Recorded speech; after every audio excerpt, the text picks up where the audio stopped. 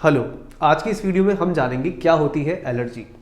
Allergy हमारे immune system के द्वारा पैदा किया गया एक एग्जैजरेटेड रिस्पॉन्स होता है, यानी कि बात इतनी सी है और हमारा इम्यून सिस्टम उसे बढ़ा चढ़ा के पेश करता है, जिसकी वजह से हमें तकलीफ हो जाती है।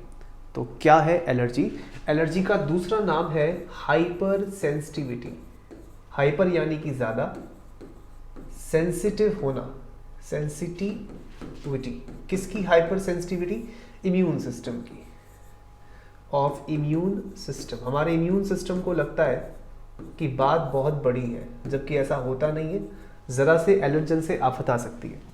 हर वो चीज़ जो हमारे अंदर एलर्जी पैदा करे उसको एलर्जन कहते हैं। जैसे बीमारी करने वाली हर चीज़ को पैथोजन कहते हैं, वैसे एलर्जी करने वाली हर चीज़ को एलर्जन कहते हैं। क्या क्या चीज़ें एलर्जन हो सकती हैं? देखिए, एलर्जी किसी भी चीज़ से हो सकती है। एलर्जी स्पोर से हो सकती है, जो फंजाई से निकलते हैं, यानी कि मशरूम से। तो आपको पता है फंजाई स्पोर बनाते हैं। किसी किसी को एलर्जी पोलन ग्रेन से होती है, पोलन जो कि फ्लावर बनाते हैं फॉर पॉलिनेशन। किसी को बर्ड्स के फेदर्स से एलर्जी होती है, तो किसी को फूड आइटम से एलर्जी होती है, खाने की चीज़ों से। किसी को लो टेम्परेचर कोल्ड से एलर्जी होती है, बहुत ही अलग है। तो किसी को सनलाइट से एलर्जी होती है, हाँ सनलाइट, वो भी एक लिमिट से ज़्यादा। तो किसी को हीट से एलर्जी होती है। तो हर किसी का एलर्जन स्पेसिफिक होता है, अलग अलग होता है, यानी सब लोगों में एलर्जी का कारण सेम नहीं होता। किसी को किसी से एलर्जी है, किसी को किसी और चीज़ से एलर्जी है। जिस भी चीज़ से एलर्जी होती है उसे एलर्जन कहते हैं। Anything that induces allergy is known as allergen. तो देखते हैं एनसीईआरटी में क्या लिखा है। एनसीईआरटी में एलर्जी के बारे में क्या क्या रखा है। When you have gone to new places, जब आप कुछ नई जगह पे जाते हैं और अचानक से छींकने लगते हैं या आपको सांस लेने वक्त आवाज़ें आती रहती हैं, किसी भी मतलब कोई वजह नहीं है इसकी, बस अपने आप ही ये शुरू हो जाता है, no explain reason. And when you went away, जब आप वापस आते हैं, अपने घर आ जाते हैं, तो सिम्टम्स डिसअपीयर हो जाते हैं। Did this happen to you? क्या आपके साथ ऐसा कभी हुआ है कि आप गए हो ऐसी जगह पे? Some of us are sensitive to some particles. जी हाँ, देखिए यहाँ पे सम लिखा है, सब ऑल ऑफ नहीं लिखा हुआ है। तो हम में से कुछ तरह के पार्टिकल्स के लिए सेंसिटिव है, और ये जिन पार्टिकल्स की बात कर रहे हैं उन्हीं को कहते हैं एलर्जन। ठीक है, in the environment the above mentioned reaction could be because of allergy. Allergy किससे हो सकती है भाई? एलर्जी पॉलन से हो सकती है, पॉलन ग्रेन से, माइट से हो सकती है। तो क्या होता है जब कोई एलर्जन हमारी बॉडी में एंटर करता है? एलर्जन कोई भी सब्सटेंस हो सकता है जो एलर्जी इंड्यूस करे। तो एलर्जन के आने पर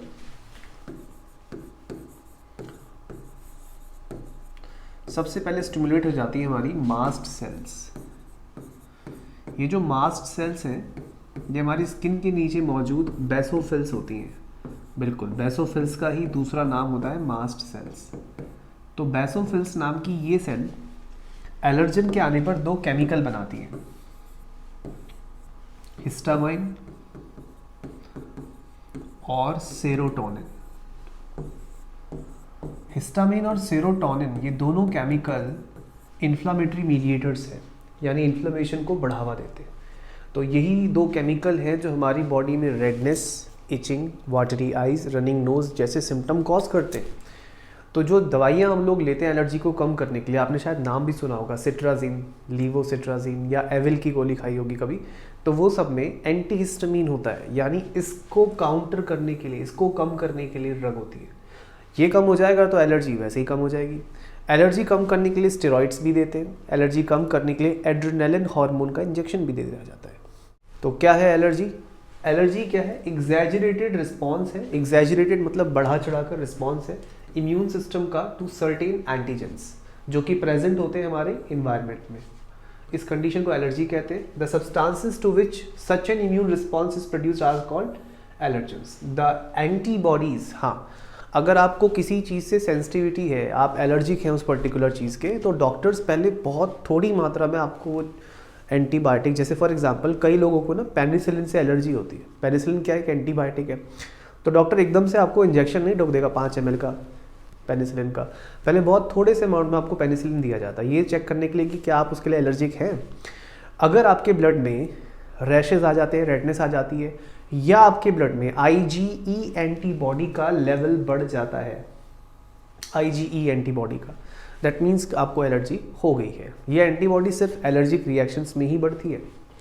तो फिर क्या होगा, the antibodies produce to these are IgE type. Common example of allergens are mites in dust, pollens, animal dander. Symptoms of allergic reactions include sneezing, छींकना, watery eyes, running nose. Running nose को और क्या कहते हैं, इसको coryza कहते हैं। Coryza मतलब नाक बहना। डिफिकल्टी इन ब्रीदिंग यानी ब्रीदिंग कंजेशन, क्योंकि होगा क्या कि नाक में म्यूकस ज़्यादा हो जाएगा तो एयरवे वैसी नैरो हो जाएगी, कंजेशन हो जाएगा, रुकावट होगी सांस लेने में। तो कौन से ऐसे केमिकल है जिनके रिलीज होने से एलर्जिक रिएक्शंस प्रोड्यूस होती हैं, वो है दो, हिस्टामिन और सेरोटोनिन। ये बात NCERT भी कहती है। Allergies due to release of chemicals like histamine and serotonin from mast cell. For determining the cause of allergy, the patients exposed or injected to very small doses of possible allergen। तो वही जो मैंने कहा कि allergy check करने के लिए पहले डॉक्टर स्मॉल अमाउंट में एलर्जन बॉडी में डालते हैं, देन सिम्टम्स स्टडी किए जाते हैं। The use of drugs like antihistamine, adrenaline and steroids quickly reduce the symptom. तो इलाज कितनी चीज़ों से किया जा सकता है, 3 चीज़ों से किया जा सकता है, एंटीहिस्टामिन ड्रग्स, एड्रेनालिन और स्टेरॉइड से। इससे सिम्टम्स काफ़ी जल्दी कम हो जाते हैं। Somehow modern day lifestyle has result in lowering of immunity. आजकल का जो बहुत ज़्यादा ओवर प्रोटेक्टेड इन्वायरमेंट है, बच्चों को शुरुआती दिनों में जब बच्चा बढ़ रहा होता है, उसका जन्म होता है, तो उसके बाद से उसको बहुत ही ज़्यादा ओवर प्रोटेक्टेड इन्वायरमेंट देने की वजह से भी इम्यून सिस्टम वीक रह जाता है, जिसकी वजह से इम्यूनिटी कम हो जाती है। मोर सेंसिटिविटी बढ़ जाती है, किसके लिए, एलर्जेंस के लिए। More and more children in metro city, शहरों में पैदा होने वाले ज़्यादातर बच्चे एलर्जी से सफ़र करते हैं, जैसे कि अस्थमा। अस्थमा एक तरह की एलर्जी ही है। This could be because of protected environment provided in early life. ये काफ़ी इंपॉर्टेंट बात है कि ज़्यादा प्रोटेक्टेड इन्वायरमेंट देने से भी एलर्जी हो सकती है। एलर्जी को साइटोलाइटिक रिएक्शन भी कहते हैं। Allergy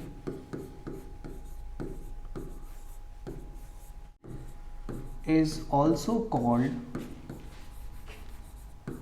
cytolytic reaction।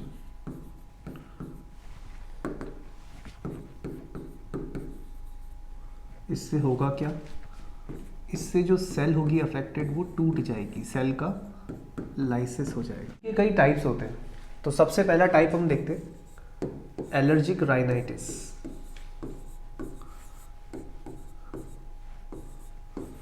जैसा कि ये वर्ड है राइनाइटिस, इसमें राइनो का मतलब हमेशा नोज होता है। तो allergic rhinitis upper respiratory tract का प्रॉब्लम है, ये आपके अपर रेस्पिरेटरी ट्रैक पे असर करेगा। तो इसमें क्या होता है, नाक बहने लगती है और नोज ब्लॉक भी हो सकती है। एलर्जिक राइनाइटिस होता है डस्ट की वजह से। It occurs due to dust and pollens. Pollen grain से भी हो सकता है। ये अफेक्ट करता है, it affects the upper respiratory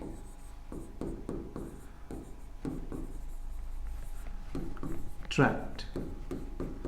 इसमें हमारा सिर्फ अपर रेस्पिरेटरी ट्रैक्ट ही अफेक्ट होता है। सिम्टम्स क्या क्या हो सकते हैं, इसमें सिम्टम्स होते हैं रनिंग नोज, जिसके लिए मैंने आपको टर्म बताया था अभी, कोराइजा। और आंखें बहुत लाल हो सकती हैं, रेडनिंग ऑफ आईज। ये 2 प्रोमिनेंट सिम्टम है। Next is asthma.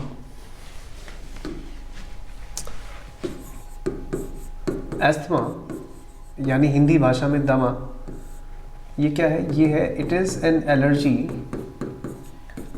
Allergy of lower respiratory tract. तो जो अपर रेस्पिरेटरी ट्रैक का प्रॉब्लम है तो उसको राइनाइटिस बोलेंगे, लोअर रेस्पिरेटरी ट्रैक का है तो उसे अस्थमा बोलेंगे। Lower respiratory tract. कैसे होता है ये भाई? हम सबके जो एयरवेज हैं, विंड पाइप्स हैं, उनके अंदर स्मूथ मसल होती है।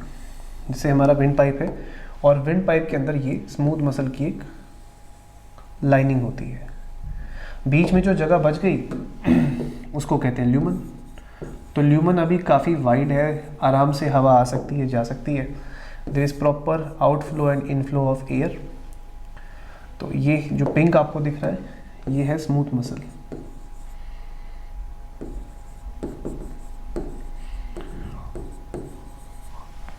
लेकिन जब किसी इंसान को एस्थमेटिक अटैक पड़ता है तब क्या होता है?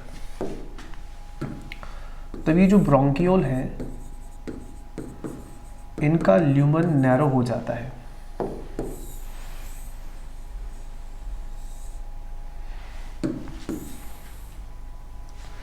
यानी कि जो स्मूथ मसल की लाइनिंग है ये स्मूथ मसल में स्पाज्म आ जाता है, यानी स्वेलिंग आ जाती है, जिसकी वजह से बीच का जो ल्यूमन है वो काफ़ी नैरो हो जाता है, बहुत ज़रा सा, और म्यूकस का प्रोडक्शन भी बढ़ जाता है, जिसकी वजह से ल्यूमन बहुत थोड़ा सा रह जाता है।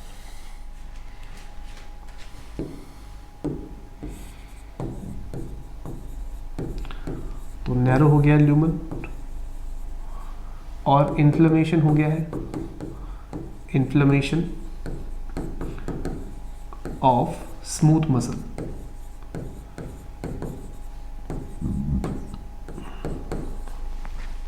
Inflammation of smooth muscle. ये जो आप ऊपर देख रहे हैं ब्रोंकियोल, इसको दो अलग अलग कंडीशन में दिखा रखा है। एक तो नॉर्मल कंडीशन और एक जब अस्थमैटिक अटैक पड़ेगा तब। तो जब किसी को अस्थमैटिक अटैक पड़ता है, अस्थमा का अटैक पड़ता है, तब उसका एयरवे ऐसे नैरो हो जाता है।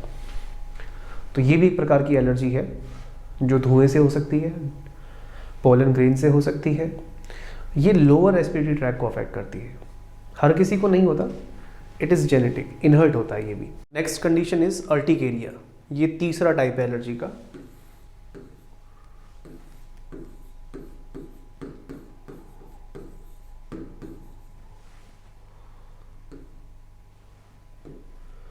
अर्टिकेरिया में ब्लिस्टर्स ऑन स्किन हो जाते हैं।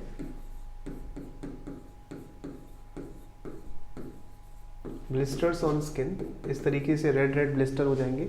ये किसकी वजह से हो सकता है? ये हो सकता है किसी क्रीम की वजह से। आपको भी नहीं पता लगेगा आपने कब कौन सी क्रीम लगाई थी और उसकी वजह से अर्टिकेरिया हो गया। किसी को भी हो सकता है, क्रीम से हो सकता है, किसी बॉडी लोशन से हो सकता है, किसी प्रकार की लिपस्टिक से भी हो सकता है। It can happen to anyone, ठीक है। फिर हम बार बार अगर उसी चीज़ को इस्तेमाल करते हैं, हमें बार बार यही अनुभव होता है, समझ जाते हैं कि इस चीज़ से हमें एलर्जी हो रही है। तो स्किन पे अगर इस तरीके से रैशेज हो रहे हैं, रेडनेस हो रही है, दिस इज अर्टिकेरिया। एलर्जी का चौथा टाइप है eczema.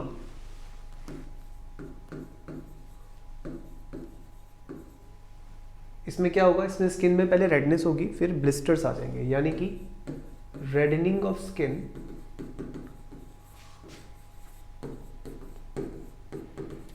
followed by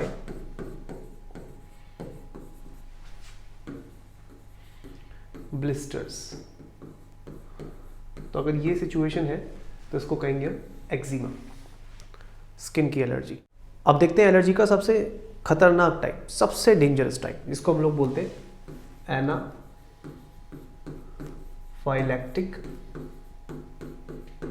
shock. Anaphylactic shock में क्या होता है? पूरी बॉडी के टिश्यूज इन्वॉल्व होते हैं। जैसे अभी तक बाकी एलर्जी में क्या था, सिर्फ स्किन इन्वॉल्व थी या रेस्पिरेटरी ट्रैक इन्वॉल्व था, या जिस पार्ट में रिएक्शंस आ रही हैं एलर्जिक रिएक्शन सिर्फ वही पार्ट इन्वॉल्व है। लेकिन एनाफाइलेक्टिक शॉक में पूरी बॉडी इन्वॉल्व होती है। क्या होगा इसमें? एक्सट्रीम एलर्जिक रिएक्शंस होंगी, वो भी बहुत कम टाइम में, यानी extreme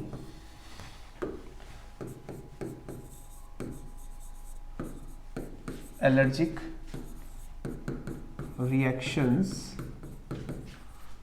in very short time, बहुत कम टाइम में, in very short, बहुत कम टाइम में, बहुत जल्दी पूरी बॉडी में एलर्जी फैल जाएगी। इसमें दूसरी बात, all body tissues are involve, पूरी बॉडी के टिश्यूज इन्वॉल्व होते हैं। पूरी बॉडी के टिश्यूज इन्वॉल्व होंगे एनाफाइलेक्टिक शॉक में। तो इसको जानलेवा माना गया, जान जा सकती है इसमें पेशेंट की, अगर इसको ठीक नहीं किया, इसका मौके पर इलाज नहीं मिला तो जान भी जा सकती है। तो इमीडिएट रिलीफ कैसे दिया जाए, पहले समझते हैं कि अगर नहीं करते इलाज तो क्या होगा। देखिए इसमें ज़्यादा मात्रा में हिस्टामिन रिलीज होगा, अमाउंट ज़्यादा होगा हिस्टामिन का। और हिस्टामिन क्या है, हिस्टामिन एक वेसोडाइलेटर है। वेसोडाइलेटर का मतलब ये हमारी नसों को चौड़ा करेगा, ब्लड वेसल्स को वाइड करेगा, जिससे फॉल हो जाएगा blood pressure, fall in blood pressure, और जो पेशेंट है वो अनकॉन्शियस हो सकता है या उसकी डेथ हो सकती है। अनकॉन्शियसनेस एंड डेथ में अकर।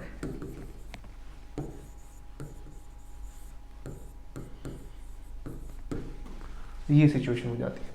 तो ऐसे में इमीडिएट रिलीफ देना बहुत ज़रूरी हो जाता है। तो ये इमीडिएट रिलीफ कैसे दिया जाता है? दिया जाता है by using antihistaminic drugs. Number 1,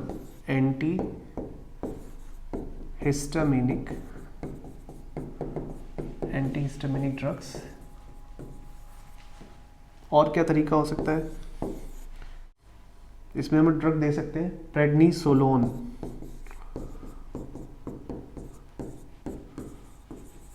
और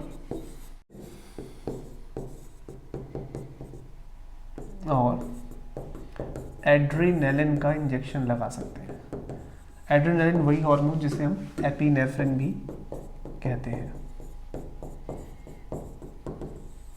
फॉर इमीडिएट रिलीफ। क्यों होता है एनाफाइलेक्टिक शॉक? ऐसी सिचुएशन बनती ही क्यों है? ये हो सकता है किसी मधुमक्खी के काटने से, बी स्टिंग से हो सकता है, बी स्टिंग। पेनिसिलिन के इंजेक्शन से हो सकता है पेशेंट को पेनिसिलिन सूट नहीं करता और एकदम से हैवी डोज डॉक्टर ने लगा दिया बिना ये चेक करे कि जो पेशेंट है वो एलर्जिक है या नहीं पेनिसिलिन के लिए। तो ऐसे में बॉडी एग्जैजुरेटेड रिस्पॉन्स पैदा करेगी और सारे बॉडी टिश्यूज इसमें इन्वॉल्व होंगे। तो ये रिस्पॉन्स काफ़ी बड़ा रिस्पॉन्स होगा, जिसे हम बोलेंगे एनाफाइलेक्टिक शॉक। मौके पर इलाज नहीं मिलेगा तो डेथ भी हो सकती है। अगर आपको ये टॉपिक समझ में आ रहा है और वीडियो अच्छी लगी तो वीडियो को लाइक ज़रूर करें, चैनल को सब्सक्राइब करें, वीडियो को ज़्यादा से ज़्यादा शेयर करें। Thank you.